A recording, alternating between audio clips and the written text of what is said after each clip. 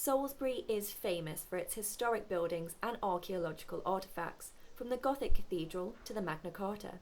And there is much more archaeology to be discovered here at Salisbury Museum this weekend, where they are hosting the Festival of Archaeology, allowing you to discover even more about the city.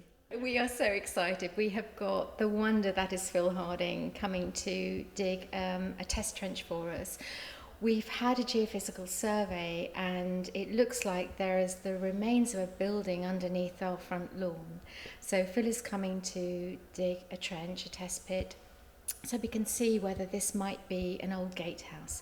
There's an old drawing that dates from 1799 that looks like there was a building there.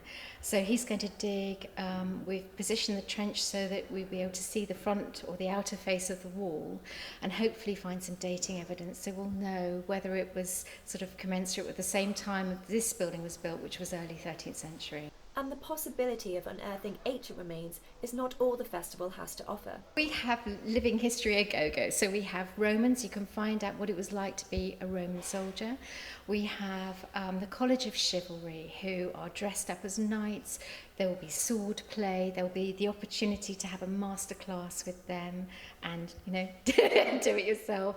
We've got companions of the longbow who have researched and know all about bows and arrows, basically. So they will be doing demonstrations, but there'll also be the opportunity for you to fire a bow and arrow. We've got the opportunity to do sandpit digs and to actually handle objects, so really connect with archaeology. We've got stands from CBA Wessex, from the Young Archaeologists Club, and they'll be able to tell you what they're doing and how archaeology is alive and in the community at the moment. One of the stands will be run by the Wiltshire Scrap Store. This is our second year at the Archaeology Festival, which is great to be invited back.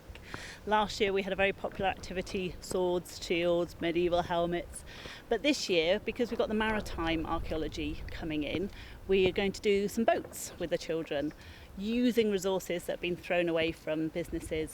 For us, it allows us to access the Salisbury area with the children that we work with in schools and getting the children to connect what they're seeing in the museum, what they're learning from the reenactors and all the different storeholders, and creating something that they can take away to think about what they've learnt during the festival, tying things together for them. So if you have ever wondered what it would be like to live as a Roman or even discover a lost city, then Salisbury is the place to be this weekend. Charlotte Edwards, That's TV.